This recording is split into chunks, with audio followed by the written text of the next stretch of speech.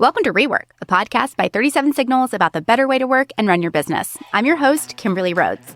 In their book, Rework, authors Jason Fried and David Heinemeier Hansson write about the concept of underdoing the competition and embracing doing less than your competition to actually get ahead. Here to talk about it are the authors of Rework and the co-founders of 37 Signals, Jason Fried and David Heinemeier Hansson. Jason, why don't you catch us up when so many people think in business, more is more is more. You guys are taking the angle that sometimes less is more. Tell us about that. Yeah, the idea here is that most problems are actually quite simple. And what's strange is that the biggest market is actually at the low end. Everyone kind of thinks the big market and the big opportunity is actually at the high end by constantly creeping up and adding more stuff to your product so your product can do more and more and more and more and more. And in some cases, there might be some more revenue to find up there because people want more and they're willing to pay for more if they get more, and it's business software and the whole thing. But really, the biggest market is down low. And down low, most people just are basically doing nothing. So there's this idea of competing with non-consumption, that people aren't using software or aren't using a service or aren't using a system to solve a problem.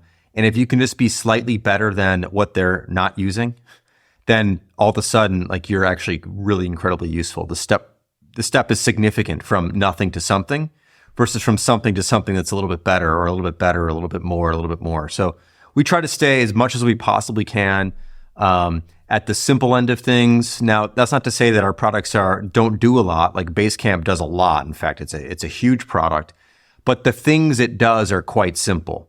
Like if you need incredibly extensive to-do lists with all sorts of priorities and conditions and dependencies, like Basecamp's not for you.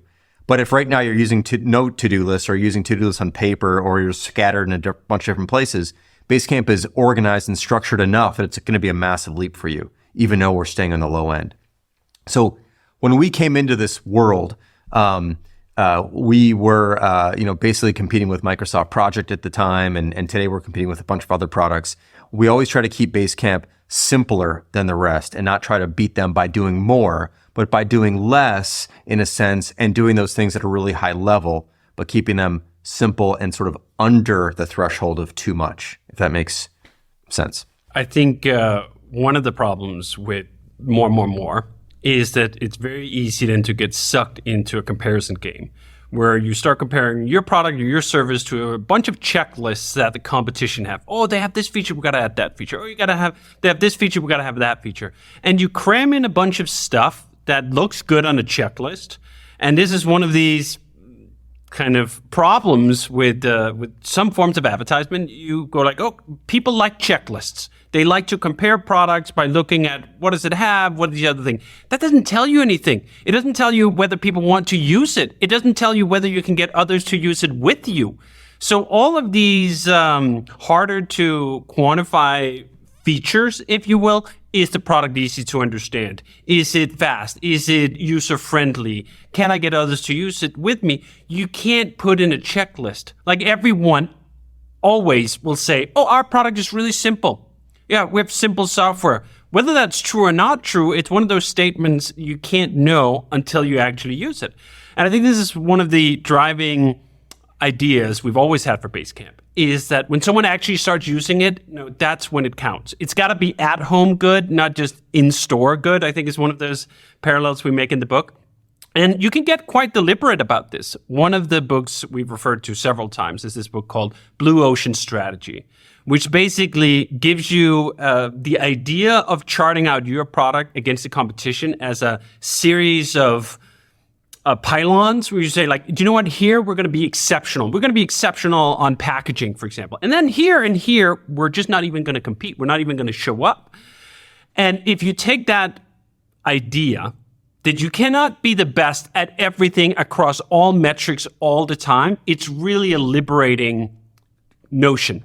A liberating notion of saying, out of the 1,000 barometers someone might evaluate a project management solution on, we're going to take a bunch of them and say, we're not even going to compete there. As Jason said, there's a bunch of very sophisticated emails or to-do list sorting things and permission things and whatever. We're just not going to do that. We're going to compete over here where this product is actually enjoyable and easy to use.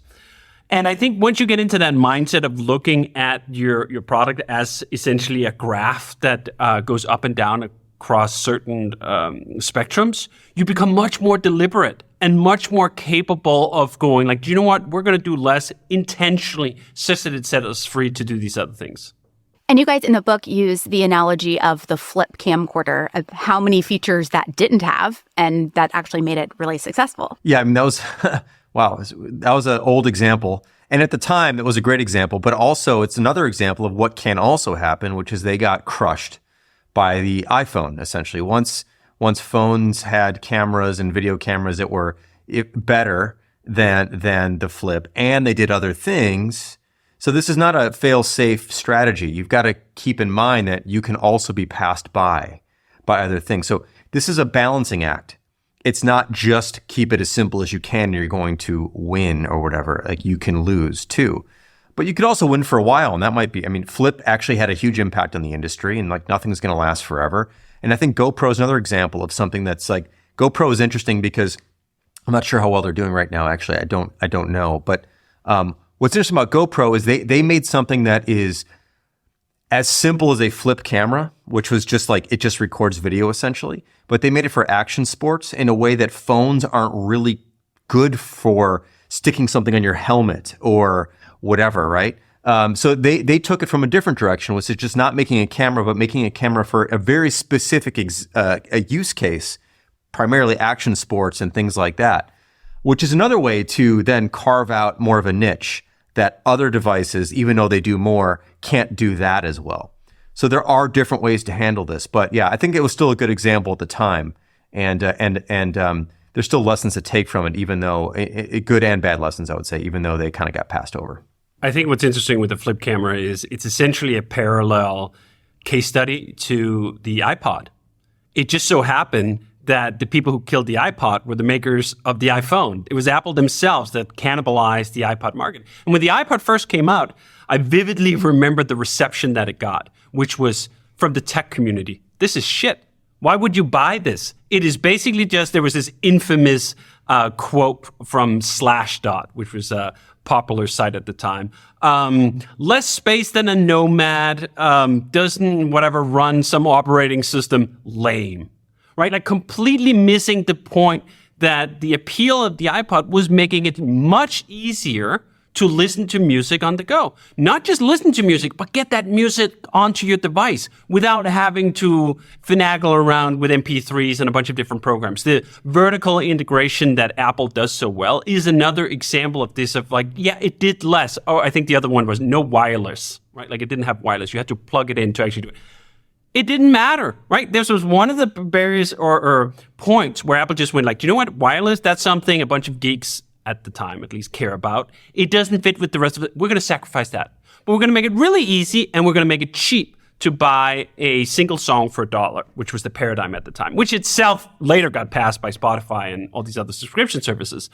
But this idea that there's an intentionality around saying we're not going to do a thing that people actually say they want, because there's a much broader and bigger group of people who, first of all, aren't saying anything. They're not showing up to Slashdot to review whether the new iPod has wireless. They're just consumers who are waiting for you to create a demand in them. They're like, oh yeah, I'd like to listen to a bunch of different, I'd like to have 1,000 songs in my pocket. That was one of the original marketing slogans that they had, right? They just go like, this is the kind of digging in deeper into the market rather than just listening to what the very online people will say they want. You realize that there's a different configuration of features and benefits and price and packaging that could be a slam hit. And the whole point is to arrive at a blue ocean, is to not dive into direct head-to-head competition with someone else who is essentially just like you, where you get trapped in this notion of having to compare the checklist of 100 features, and that, oh, product B is better than product A if you have 102 features versus 100 features. Do you know what? That's a really bad place to be competitively. It's where margins disappear very quickly. It's where everything gets turned into a commodity. The place where you get to charge above commodity pricing, where people actually will love your product because it is different, is when you have a different configuration and are willing to say, it's not going to do all these things. And you guys kind of say in the book, too, that it's playing defense. If you're trying to do everything else that everyone else is doing, you're not actually being proactive and making a change. So I thought that was interesting. The other thing I would say about that is when you're aiming for a feature parity +1, you're really not doing anything. Like, you don't need to exist. So if you're trying to come into the market and you're like, well, I want to beat Asana. Okay, so we're going to have to do everything Asana does. Like, if you want to beat them, we have to do everything they do plus a few other things. Well, then the only thing you are is plus a few other things. And you spend all these engineering resources just trying to match what already exists in the world. That's not really going to do it for you. You need to take a different tack, probably, like a very different thing. It'd be quite a bit different from what exists in the market if you want to stand out and have a chance. So I think this idea, but you see it a lot with new companies, like, well, we're going to survey the market. We're going to do market research. We're going to see what exists, what the baseline is. We need to deliver that plus something else. I think that's a recipe for wasting a lot of time on things that already exist. Something that we try to do is, Hey is a great example of this. Hey, our email service is radically different than Gmail. It's not Gmail plus. It's not at all Gmail. It's like the anti-Gmail. Yeah, and there's some baseline stuff with email you need to send and receive, and they're like the baseline functionality. But after that, there's a lot of things we didn't do that they've done, and there's a lot of things that we've done that they would never do, and that's what sets the product apart. That's why it's an alternative. It's a choice. If it's just Gmail plus a few other things, it's not actually a choice. You might as well use Gmail. But if you want to use email in a very, very different way and have a different sense of priority about what's important about email and what frustrates you about email, doing what Gmail does is not going to do anything for you because that's what you're frustrated by. So we had to do something radically different. And so that's what we try to do when we build things. And we're building some new stuff right now that's quite a bit different from other things. So that's how we try to enter the market is bringing novelty, useful, practical novelty, not just like one different thing.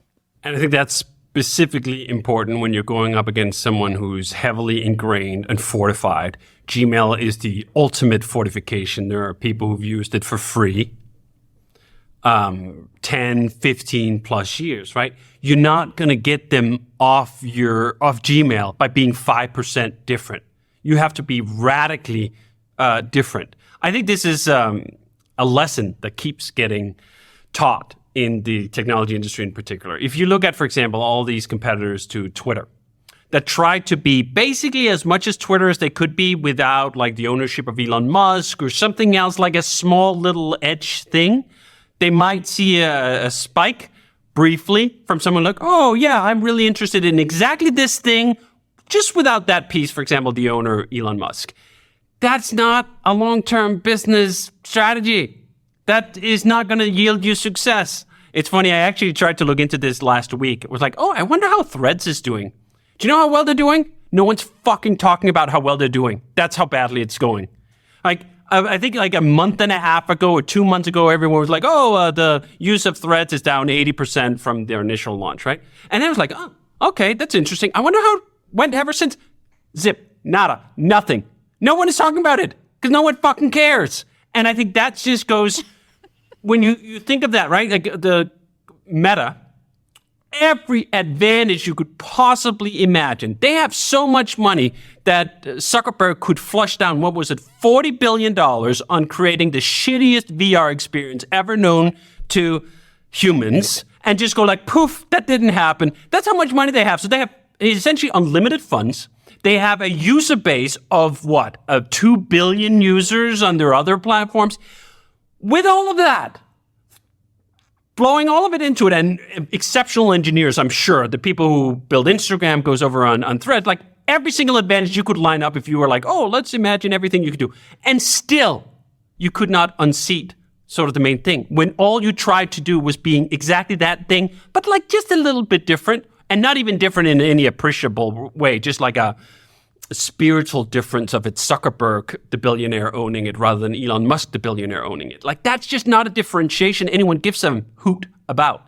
So I thought that was just such a beautiful illustration of the fact, you know what? If Zuckerberg and the rest of Meta, with all those advantages, can't make it happen, there is no chance in hell that you will ever be able to outdo, say, Twitter being 5% different or anything else being 5% different once it's ingrained. I think the other example, like Blue Sky is another good example of that, right? Blue Sky is essentially Twitter, basically. And then Mastodon, of course, is slightly different in that it's decentralized, but still the fundamental interaction model, the concept is still the same thing as Twitter. There's just not enough there to really move the needle elsewhere. Someone has to come up with something else. And this is kind of the magic of Twitter, which has been around for a long time. Like there is an atomic unit here, which is really strong. There's just something very simple about the model and the way it works. A little bit of text, a few things you can do with it. Like it's going to be really hard for someone to unseat that by doing the exact same thing. And doing it slightly differently is not going to be it either. Someone needs to that model is going to exist, and that company is probably going to dominate that model of it. Just like Facebook dominates the Facebook model of it, and Instagram dominates the Instagram model, and TikTok dominates the TikTok model, although Instagram's had a bit of an impact there, but not really. And Snap for a while was doing their thing. They still are. And Pinterest is doing their thing. You don't see like someone kind of out Pinteresting Pinterest. It's just not going to happen. You got to bring something different and new. And that's part of that could be underdoing, but another part of it is just simply doing something else. And then when you do something else that's original, you don't have to outdo or underdo anything because it's new. And that's another way to approach this, which is incredibly hard, of course, to invent something new. That's like the hardest thing there is.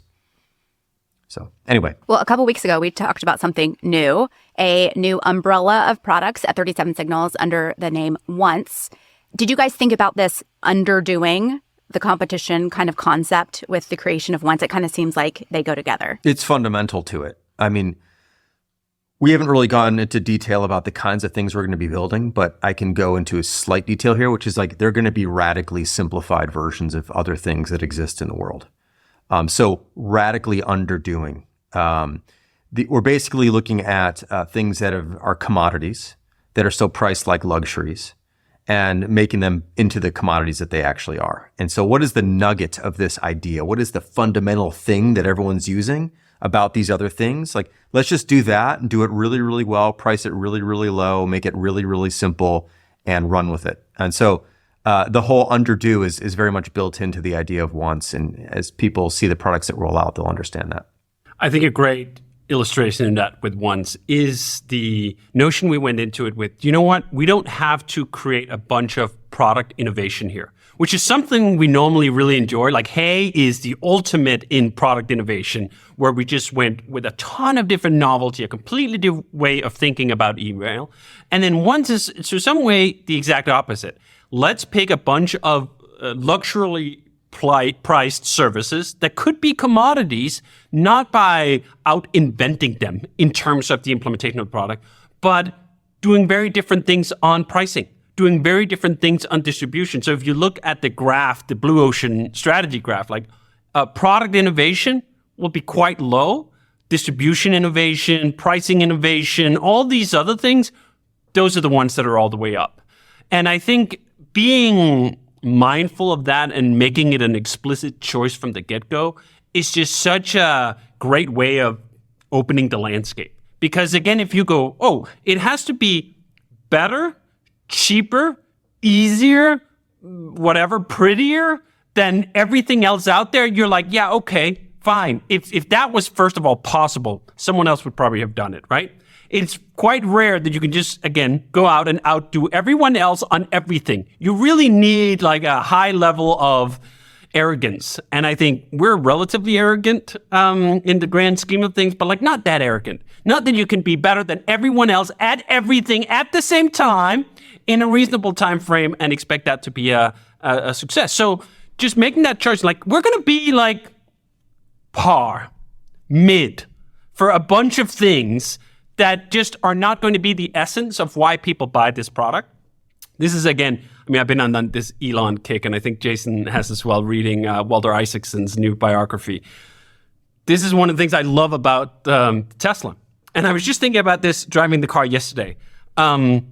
Most cars I've had, the floor mats that are in the car are fixed in 4 different points by these little fasteners. And they're always kind of finicky. And they're attached to the floor, and then you push the mat down on it to keep it in place, right? And one of the things I noticed yesterday was like, the Tesla doesn't have that. None of the mats are fastened in any way. They're simply laid on the floor. And I thought, do you know what? That's really curious. I've had this car for 4 years. It's a Model X. The carpets have never flown around. So somehow they identified it, like in the grand scheme of things, like fasteners, and this is the most minute detail you could possibly imagine. But if you take that minute detail and you amplify it about 1,000 times, you end up with something very different. People don't care about floor mat fasteners. Here are, let's say, what are they each? Like $1 in fasteners in each, but perhaps even more so actually installing them. So like that's $5 here. Let's say 4 fasteners in your car.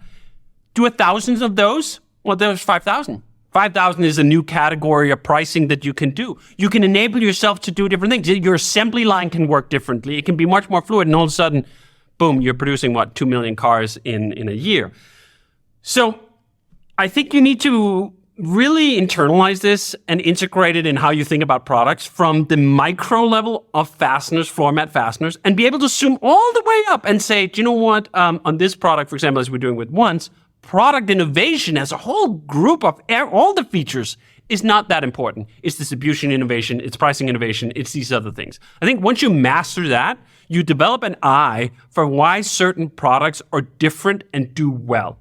I think it's much clearer to me, seeing it through that lens, why Tesla, for example, has succeeded with their quirky, unique, funky, sometimes mad package, and that consumers are just going like, yeah, that's the one I want, even though it doesn't have all the things, all the check boxes that someone else would compare it to a traditional car. And to continue to really quickly on the Tesla line, the thing they invested in was infrastructure. The fact that you can charge your damn car quickly anywhere, because I have another electric car that's not a Tesla. And I mean, I charge it at home overnight, but if I'm going to go on a road trip, I essentially can't, because you have to go to an Electrify America location. There's like hardly any of them.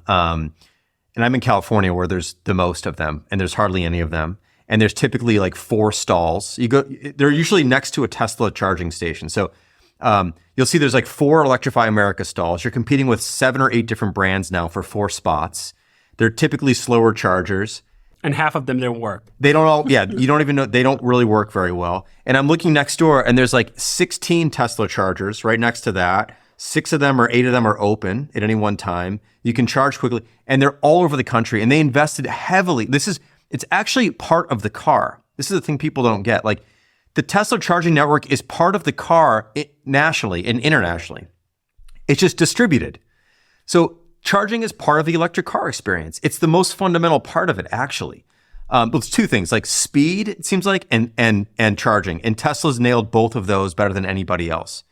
And it's not a small detail. So the floor mats are shitty or thin, and maybe it doesn't matter if they roll around, whatever. I haven't even noticed that, but doesn't even matter.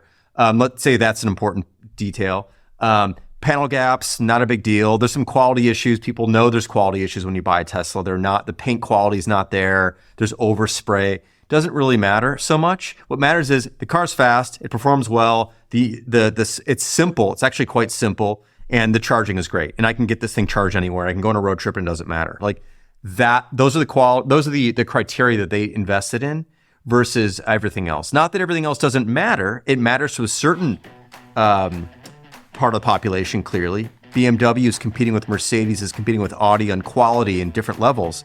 Tesla's not competing on those levels. And they can't compete with Tesla on what Tesla does well. So it's also just about carving out niches that are big enough to sustain a great business, even if you're not getting all the customers. It also makes me think, like, what else are you buying? Like, you're buying the car, but that means you're buying the power that you can get everywhere. Like, when you buy a piece of software, what else are you buying? You're also buying their customer service. Like, I feel like this is a whole nother episode. Exactly. But we could go into that for sure. That's great. I like that. We'll get it next time. But until then, Rework is a production of 37 Signals. You can find show notes and transcripts on our website at 37signals.com/podcast. Full video episodes are available on YouTube and Twitter. And if you have a specific question for Jason or David about a better way to work and run your business, leave us a voicemail at 708-628-7850 or send us an email to rework@37signals.com and we will answer it on a future show.